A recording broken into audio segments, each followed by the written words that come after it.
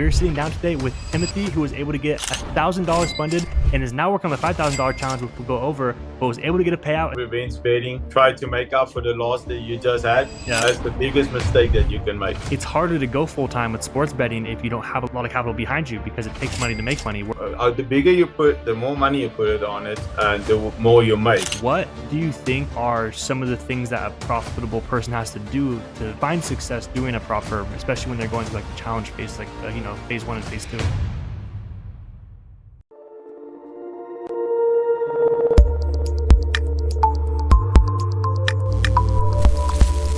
What's going on, everyone? Welcome back to another Funded Sports Trader interview. We're sitting down today with Timothy, who was able to get $1,000 funded and is now working on the $5,000 challenge, which we'll go over, but was able to get a payout and is now sitting down with us and is going to tell you guys about his experience with our platform and how he was able to get a payout. But thank you, Timothy, for being here. How are you doing? Yeah, I'm good. Thanks for taking the time to interview. Yeah. Getting my side. Yeah, no, I appreciate you taking the time and sitting down with us. I know a lot of people out there, are either trying to get funded right now or have been funded. And it's cool to sit down with people who have actually gone funded, gotten the payout, and kind of pick their brains about how they're able to do that. But before we get into that, kind of give us a quick brief, maybe background, where you're from, how you got into sports betting. I'm actually original from South Africa. I've been in the United States for about 5 years. Amazing. I live in Colorado. But yeah, getting in sports betting, like I've been around my different kind of sports my whole life. Mm-hmm. I love sports. Doesn't matter where, even when I came over here, getting into NFL, that's something that I didn't grow up with.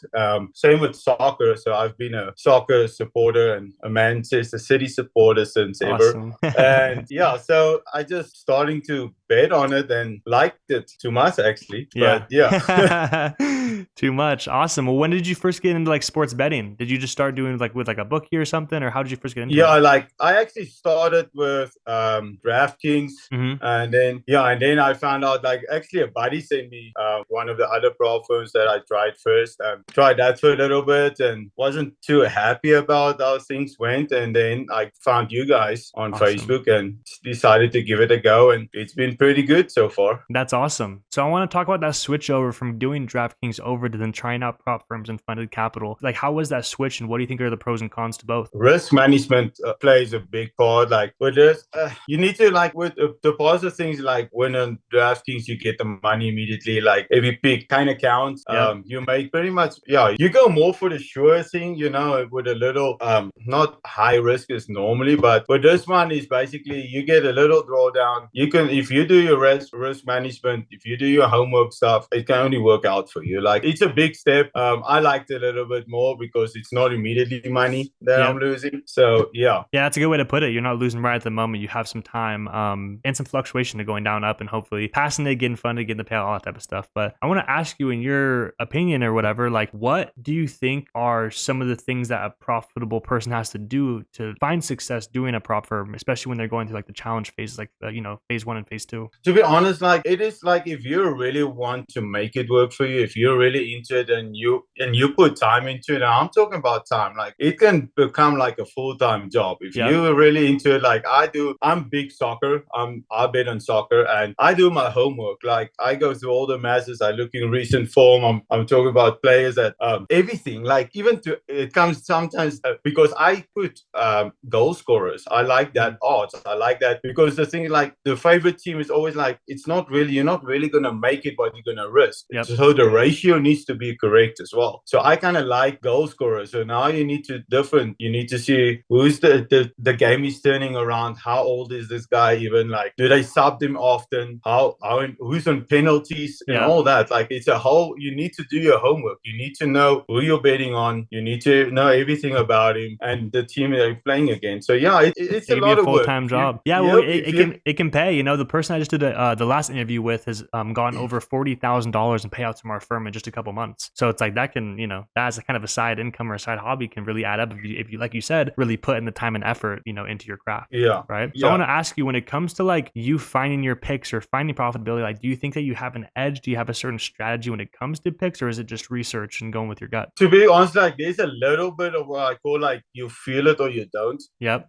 If you do your research and you're looking at the stats, mean, you go through everything. You do all the, you've done your homework, and then you just sit with the team sheets in front of you, and then you get a feeling like, okay, you know, like you get that feeling that, okay, this is the person that's going to score. I mean, penalties does count a lot in favor of the person, but yeah, like I said, like that, you get a feeling or you don't. But yeah, like you need to do your homework. Like, and I've done it a 30 times. Like I was like, okay, no, I remember this guy, like just because I'm trying to rush because there's too many games on at the same time. And that's also where you don't fall for that. Yeah. Don't try to rush. Rather take 3 games and do your homework and bet on that. Then try to get 6 picks in there, because then you're just gambling. Exactly. I know. I'm glad you said that, because a lot of people kind of have the mistake is that, in my opinion, too, as people I've seen people who have not been successful, people have been successful, is that I also agree is that you do not need to look at it as gambling, even though it's betting and that type of stuff.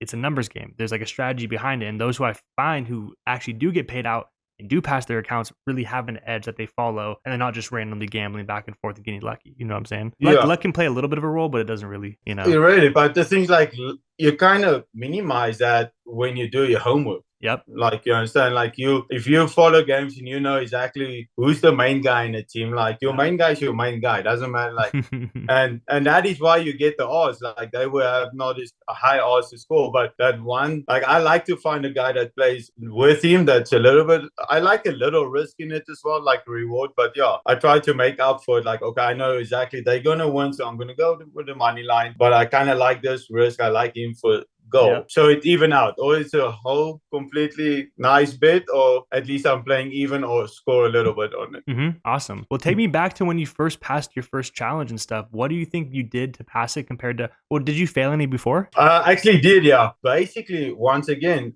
over leverage. I over leveraged my account.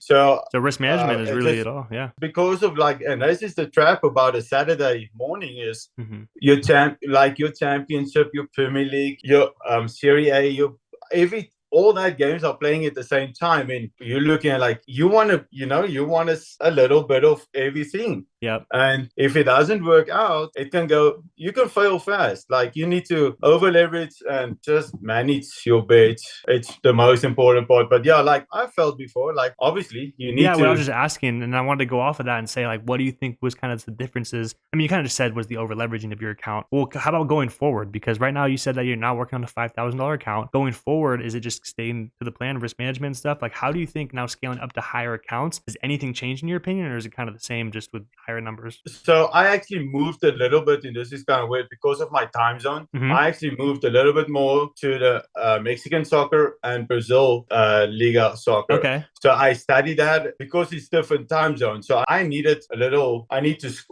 move it away from different time zones to get a better overview from my account and see what I can do without putting myself in a position where I can fail it. Yep. So now, with the championship, I don't bet on all of that. I look through the schedule. I would take about 3 picks, just enough so I don't my daily loss or I don't over leverage it. So I pick from that. And that's like the USA MLS league. So that's different time zones, and that's working perfectly for me. Yep.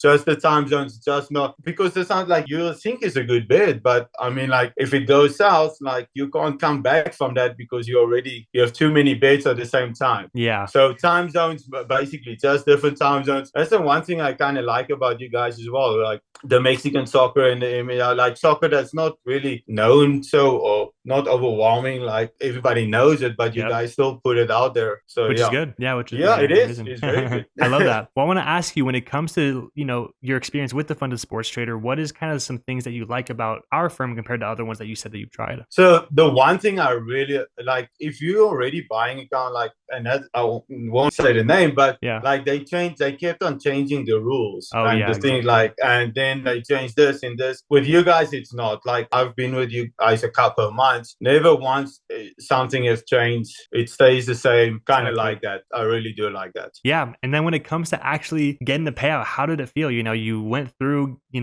trials and tribulations of trying to get funded, you finally got funded and get the payout. How'd that feel when you finally got paid out? It felt actually good because the thing is, like, my mentality was like, let's start with 1,000, because I knew like I wasn't ready yet. I still have to learn a few things, and obviously I did through that because I failed a couple. Yeah. And it felt good because the thing, like, I want to use that money to buy $1,000. That's the goal, to buy $1,000 account and just be able to, like, if I'm like the best, like the bigger you put, the more money you put it on it, and the more you make. So that's the goal. And it actually felt good because it's a lot of work. I haven't got paid for it for a while. Yeah. So yeah, exactly. So you go through it all. It takes some time, but it goes into what you said about the delayed gratification, but it actually can help you in the long run, because when you get funded more capital, you get up to that $100,000, $200,000, $300,000 capital. It's that's when the real numbers start kind of coming in. Exactly. And if you do it right, if you use the same thing that you use with $1,000, because that's what you say, it's exactly the same thing. You're just going to see more green. Yep. Exactly. It's as easy as that. Well, I want to pick your brain about the whole prop firm, industry and the concept behind it. When you first found out about prop firm funding or just funded sports trader in general, what was your thoughts? Were you skeptical at all about it? No, because I actually did Forex trading before. Oh, awesome. So I did FTMO, and I passed that like 2 years ago, and I did well. And I kind of, with COVID and everything, it kind of took I stopped. But so I wasn't skeptical at all. I knew exactly how it works. I knew about the leverage. It's a little bit different, but it's basically the same rules. Yep. Yeah. So no, I wasn't skeptical at all. Like, I was excited, to be honest. Like, when I saw it first, I'm like, yes. But I didn't know I still had so much to learn, though. Yeah. When I saw it. Yeah, exactly. It's a never-ending battle, I also come from a trading background as well. So when the concept presented itself, when it comes to like sports bet funding, I was like, oh, it's the same thing. Risk management, unit size, going for bigger play. It was a pretty good kind of switch over. So kind of cool to hear that. And that, even when with normal trading, is like, it can exactly happen what now. Like, it's two things that you want to put a trade in, and it doesn't work out. So exactly. Over leverage and risk management, it just comes down to that. Awesome. Well, I want to pick your brain and just ask you, for people out there who are just getting started or are trying to become funded, what is some advice to beginners out there that are just getting into sports bet funding? Put time in it.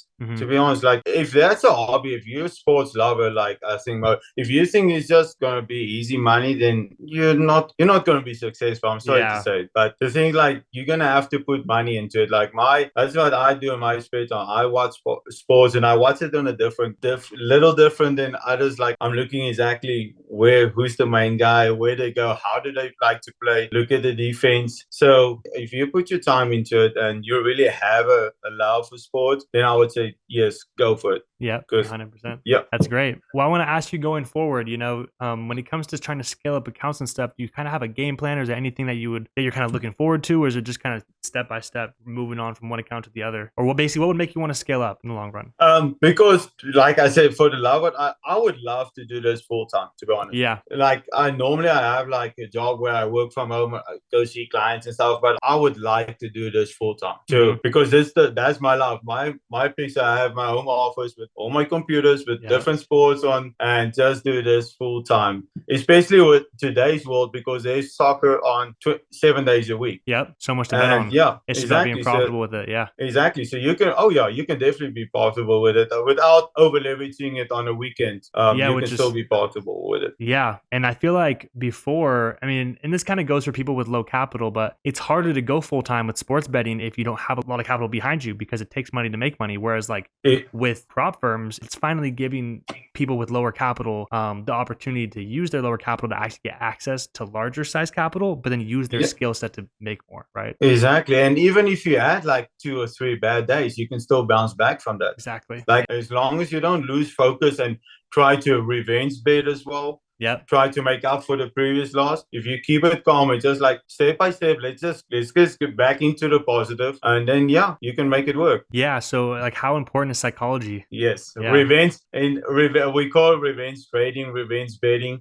Try to make up for the loss that you just had. Yeah. That's the biggest mistake that you can make. Yeah, exactly. I always preach it to everyone. That's the difference between people that are like, they'll go full tilt, they'll lose 1, maybe 2 bets or whatever, and then just start trying to get it back, and then blow their account or something, There's literally days where I just like, not today. Just close it out. Yeah. not today. Walk away. It just went, yeah, it's just not your day. Like, just restart tomorrow. Just take a breather, and then tomorrow is a new day. Like, and you start doing what you do. I love that. But that's great, man. Well, I hope that we get to come on and get on another interview when you get another payout, even on a larger account, all that type of stuff. Oh, so yeah. you have a good head on your shoulders. You completely understand all the things that are needed to be a profitable sports trader. So it's cool to sit down with you. And I hope people out there, gain some insight about how you're able to get funded and, go on and get your payout. But I appreciate you taking the time to come sit down with us, guys. Please thank Timothy in the comments for taking the time to come give you guys a brief insight on how he was able to get funded and the next steps. So hope to continue. And guess what? Like you said, you want to do this full time. So I hope eventually the next payout interviews we have $20, $40, $50,000. You know what I'm saying? So yep. I can't wait for the next interview. Yeah. Thank you, Timothy. I appreciate you for your time. Thanks, man. Thanks, Appreciate man. it. Have a good one.